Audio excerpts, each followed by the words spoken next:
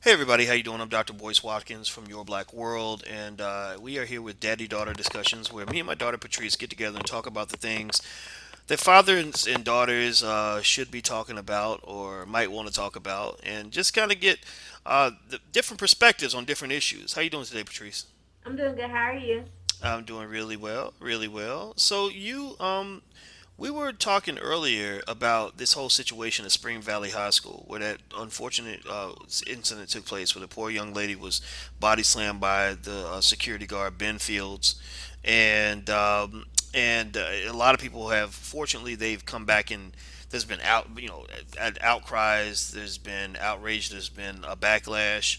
Ben Fields has been fired. But you brought up a good question the other day, which was really interesting. You were asking me, who was that teacher, that black teacher that was standing there just watching all this happen as if nothing occurred? hmm What do you think about that? What are your thoughts? I was just really confused because the way that the police officer handled her, I mean, first of all, let me just say, I don't think that anybody deserves, any child deserves what she got, over a cell phone. I think that's really childish and that's really just overboard really. And for the officer to not do anything, I would feel like no matter what she did, you should never feel like it's okay and you should never feel comfortable with a police officer slamming somebody's child like that over a cell phone. Well, I think that that is absolutely true. I mean, it's real funny because you've had people that have said that, look, if you don't want to get slammed, don't pull out your cell phone, right? Or, and then you've heard black people say this. Raven Simone said something like that. A couple other Raven people Simone have. ain't black, so Okay, well, Raven Simone is definitely Raven Simone, right? She's definitely interesting. Um, I mean, is there any justification whatsoever for what happened? Like, is there anything that could have been going on before he walked in the room that you feel would have made it okay to slam her like that? well, me personally, I don't care if anything happened prior to him slamming her because she's first of all it's a child. Secondly, she's a female. Now, when it gets to the point where parents are being sent to jail for doing stuff like this, but it's okay for police officers to do it, that makes no sense. If that was her mother, her mother would have been arrested. But it's Mm. okay if it's a police officer. That doesn't make any sense to me. I don't think that the police officer was right in any way. And I mean, from the video, what I saw, she was sitting down. She wasn't cursing at him. She wasn't screaming at him. And to me, whatever happened before the video honestly doesn't even matter because you can't use it as evidence. Mm-hmm. Now, what do you think about this? Now, first of all, I agree with you. I definitely think that just this idea that we've become so warped as a society that we really think that it's okay to do that to a child because they pulled out their cell phone. I mean, that's the crazy thing, right? That I know growing up in school, I can't imagine being in a classroom, and we, just to give away my age, we didn't have cell phones when I was in high school. But just anything, any little infraction, I can't imagine an armed security guard coming up in the classroom and slamming me to the ground because I wouldn't get up out of my seat. That's crazy to me. But this teacher. Let's talk about this teacher. He's a black man. He's watching a young black woman go through this. What do you think he should have done? I mean, do you think there's anything the teacher could have done other than just stand there and watch it all go down? I think he should have told the police officer to stop. He should have stepped in like a man is supposed to do, and he should have said stop as soon as the police officer put his arm around her neck. Because to me, a chokehold's bad enough, but then you put her in a chokehold, and then you flip the desk backwards, then you pull her out of the desk and sweep her across the floor. That's too to me. That's too much going on for somebody to not step in and say that's ridiculous. You can handle it better than that. I mean, that to me, I don't really feel like there's anything else to say. He shouldn't have let that happen. Hmm. Even the students looked like they were terrified. But did you see the interview with the student that was actually in the classroom? There was a student that spoke out about it.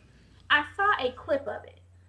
Yeah, he was really articulate. He was really articulate, and he was basically saying that this what the girl did wasn't even that bad, and that they were literally mortified, that they were scared to death, You know, when they saw this happen, because you're sitting there thinking this happened to her. She got brutalized for not putting her phone away. I mean, think about this. We have guards that might come into a classroom and beat the kids up for not putting their phone away. And but I mean, they for years they've had these laws saying that you can't like spank kids, you can't physically beat them for not That's what following your it doesn't, orders. and it doesn't make any sense. A parent goes to jail for spanking her child for acting an ass in the grocery store, knocking everything off the shelves, but it's okay for a police officer to slam somebody's child. Imagine if that was me. If I'm acting an ass in the grocery store, you gonna smack me because that's what a parent is supposed to do. But let another man manhandle your child, but he doesn't get in trouble. That's crazy to me. Yeah, That's that is crazy. whatsoever. Yeah, I literally thought about that and how I feel as a father. You know, to watch a video of somebody slam my daughter on the ground over yeah, he would get hurt that day because literally, what you feel as a man. And this I guess is why I agree with you in terms of not understanding this man's reaction. This teacher just standing there watching is I in my mind I just imagined seeing that, and my first reaction as a man is, oh well, you're doing that because she's a defenseless little girl. But now I'm gonna slam you. How about that? Now, well, now we going I'm gonna slam you. But here's the thing: I go slam him. I go to jail. But he slammed the defenseless girl that did nothing to him physically, and nothing happens to him. I mean, it's ridiculous, and it is so interesting that I still wonder who this guy was. Some people have said that this teacher standing was actually the principal. I don't know if that's the case or not, but whoever this person was, I think that we should ask that question. You're a black man, and there's this black child whose mother had just died that year. If I no, actually, her mother had died. She was in foster care, if I'm not mistaken. And I think that one of her relatives had recently died, so she was traumatized. She was going through it, and you just sit there and you watch it. I mean, that's crazy. I mean, you can't even speak up. I mean, let alone intervening physically. Maybe you're scared because he got a gun, but you can't even say something like, "Okay, that's enough. You don't have to do all that." I mean, Exactly. that's very interesting to me. Well, maybe he'll have an explanation. I'd love to hear what he has to say. I think that in general, black men we cannot watch our children and women just go through this kind of thing without saying something. There was actually a brother who was a Muslim. He's from the Nation of Islam, and he went to a PTA meeting and he spoke up. Did you see that by chance? Mm-mm, no. Yes, and it was brilliant. It was very Really? powerful, very brilliant. I mean, he literally was like, y'all don't want me coming up in that school slamming people, do you? And they were like, sir, you can't make a threat, sir. And he's like, no, I'm not making a threat. I'm just asking a question. like Right. he was like, you need us to come up in that school, and because that's the thing. You Like, don't want the Muslims to come up in the day you got because what they do not well, play. one thing you can say about the Nation of Islam, and this is why I say to anybody who doesn't, who says, "Oh, I don't like the Nation of Islam," I say, no, they got courage. Those are some black Mm-hmm. men with courage, with dignity, with intelligence, with focus, with a sense of passion and commitment to the black community, unlike anything that exists out here in this world. So say what you want. I mean, you can even critique if you want to, but you can't take that away from them. They are the only true soldiers that we really have in the black community, and that has to be respected. So I love it. So anyway, and also I love you. Did you want to get the last word in, Patrice? Um, yeah, I was just gonna say, this was a good conversation. It Yes, ended it kind of was. quickly, so Yes, it was. It was a great conversation, and just because we're talking, we don't have to talk all day, but we just get the point out and talk till we're done. So great talking to you again, Patrice, and hope you have a good evening. oh, I did have one thing I wanted to say, something that I was thinking about. I think that situations like this are prime examples for the school to prison pipeline Hmm. because a lot of kids get arrested at early ages, and then I feel like that kind of it leads the direction for an unfortunate life in the system. Hmm. Well, I went to Detroit with my friend Dr. Christopher Emden, and we went to visit a high school, and then we went to visit a prison. And after we went to visit both places, Christopher said, he said, Boyce, I can't tell you how similar both of these two institutions are in terms of how they're run. That basically the schools are being run like prisons, and the direct link between the school to prison pipeline is very, very real. There are a lot of states. I don't know the exact number, but there are a lot of states that actually spend more money building prisons than they spend on education. They spend more on incarceration than on education. So there are people that truly believe that the systems are linked in a certain way. When you treat kids a certain way, like kids that when they're young, they're looking to adults to tell them who they are. So if you treat a kid like he's the troublemaker, eventually he'll start acting like the troublemaker. Or if you make a girl, if you make a little girl, if the people in the community make a little girl feel like, well, you're the ugly hoe, then she's gonna act. She might think that, oh, well, that's who I am. I'm gonna play a certain role. Or you tell a little boy, you are the class clown.